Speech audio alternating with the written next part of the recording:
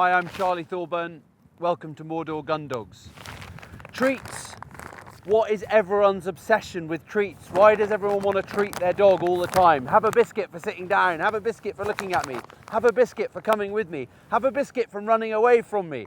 They just want to treat their dog all the time. Obviously, we're going to talk about praising your dog, treating your dog, giving your dog tidbits, when to reward your dog, when to not reward your dog. There is definitely a movement, and there has been for a while. You have a little pouch on the side of your belt, and it's filled with biscuits, and you get, every time your dog puts one foot in front of the other, you give it a biscuit. I've said this before and I'll say it again. I've got children and I don't walk around my house with pound coins in my pocket, desperately handing them out, trying to get my kids to behave and my kids to do things. If any of you got dogs, now I'm 43, okay? Any of you who've got dogs or grown up with dogs, do any of you remember your parents endlessly giving their dogs tidbits and treats for behaving? I don't. I don't remember anyone. I don't remember you being able to buy treats and tidbits. Now, I'm not saying don't give your dog any tidbits. I'm not saying don't treat your dog at all, but you've got to be realistic about when you're doing it and why you're doing it. There's a reward and there's a bribe. So are you saying to the dog, if you look at me and you come with me, I'll give you a biscuit? Or are you saying to them, well done, you've just sat there for 10 or 15 minutes. I'm going to give you a reward for doing that. That's the balance. That's the really important balance you guys have got to think about. It's not just, oh, my dog did something right, I've got to give him a biscuit. Are they doing it for the biscuit or are they doing it for you? Now, I can tell you that this guy here is called Blue, who's a fox red Labrador boy. He is as excited about those biscuits as he is about that ball, as he is about me. Blue. Sit. Because he's been conditioned and trained and bred to be a focused, attentive dog who wants to learn. Now, I know the comments I'll get people saying, oh, but not all dogs are well-bred Labradors that are being eager to please. Yeah, well, don't get a dog that isn't a well-bred Labrador that's eager to please. Don't go and get a little dog that doesn't want to be with you. It's, you're not going to win round a dog who doesn't want to be with you by giving them biscuits, okay? If they're scared and they're shy and they're worried about coming with you, yes, of course, giving them encouragement, giving them a few biscuits, it's going to encourage them to come with you. But if a dog's over there and they're not listening to you, don't start waving your bag of treats at them, hoping they're going to listen, okay? Because that's not training. That's saying, please listen to me, I'll give you anything you want. Please come to me, I'll give you anything you want. That's not a good way to be with your dog. It's not a good way to be with anything, I don't think. I don't think it's a good way to be with your kids. I don't think it's a good way to be with your parents or your wife or anything else. It's about gaining a mutual respect. I'm the boss. This is my house. I pay for it. I pay the mortgage, I pay the fuel bills. This is my dog, I bought him, I pay for him. I need something back in return. It's not all about, oh, we're on an equal par.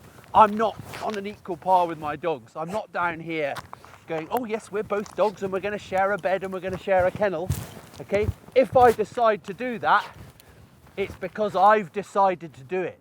It's not because we're equal, okay? So that's just a myth. Now, that doesn't mean you can't love your dogs. I don't think I'm equal to my children. I know I'm not equal to my children. I'm in charge, I'm dad. It's not reality, okay? So don't try and convince yourself that is reality. And anyone who tries to make themselves or make their dog an equal to them is someone who ends up with a dog who's got aggression and they bite them and they don't listen and they're just a pain. And anyone who treats their dog, like this guy here, they've just end up with a really nice, happy-go-lucky chap who just wants to be with you because that's what he's been bred to do for hundreds of years, is just to be with me. When dogs became dogs from wolves, they didn't pick the aggressive ones that wanted to eat the people. They picked the nice ones. And I say they, I'm talking about the first humans who kind of started domesticating dogs. They picked the nice ones that wanted to come.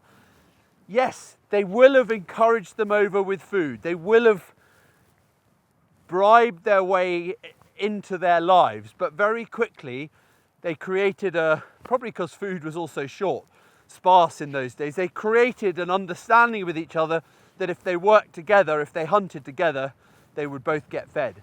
So it was a mutual respect, but always along those lines, the human would have been the person who ate first. The human would have been in charge. The human would have decided where they were going. It wasn't led by the dogs that slashed the wolves, it was led by the humans. And that's just how we are today as well. Make sure that, you know, when you're training your dog, you need to make sure it's doing it for you, and then possibly it gets a reward afterwards. Not pleading with the dog to try and get their attention or get them to listen with your biscuits, okay? Never find yourself doing this, encouraging the dog to come with you because you've got the best treats. Oh, look, because do you know what the dog will do? They'll be like, what? Oh, is that the salmon ones? Yeah, I don't really like them. Oh, I'll just go. No, I'm all right. Oh, you've got a sausage. Oh yeah, now I'll come because you've got a sausage. Who's in charge at that point? Is it me or the dog? Blue, here. Who's a boy? Sit. As I say, if I encourage Blue with a tennis ball, he's actually more interested in getting hold of that than he is in getting hold of the treat. Probably because I've conditioned him to be like that, because I really don't use treats, but I've conditioned him to be like that. But there's more to it. There's more gain in that. Sit. Out. Him working, him having a purpose is much more fun than him just eating. If you think about a satisfying day in your life, if you think about a day where you really felt like you got a lot out of it, is it the day that you went to a really fancy Michelin-starred restaurant and ate a really lovely food? Yeah, I mean, that might be a nice day, but is it? I very much doubt that's going to be the day that you would pick out as being the best day of your life. But the day you achieved something, the day you ran a marathon, the day my friend just rode the Atlantic, you know, the days that you do things that are really, really engaging for you and for other people and get you going are not just like, oh yeah, I ate a really good burger. You might have gone for a massive walk, climbed a Munro, scaled a big tower, and then had a nice meal at the end of the day, but the meal wasn't the highlight. It's kind of the same with the dogs, okay? Yes, they love eating. I mean, no one likes eating more than a Labrador. Labradors will eat themselves almost to death. You know, they're actually missing a gene that tells them when they're full. They don't know, they just want to eat all the time. But what he really likes the most is actually doing something and achieving something. So if you can engage with your dog and do something and achieve something with them, that is going to be much more productive in the long run than those. Remember, you get out what you put in. I hope you've all enjoyed watching, and we'll see you again next time.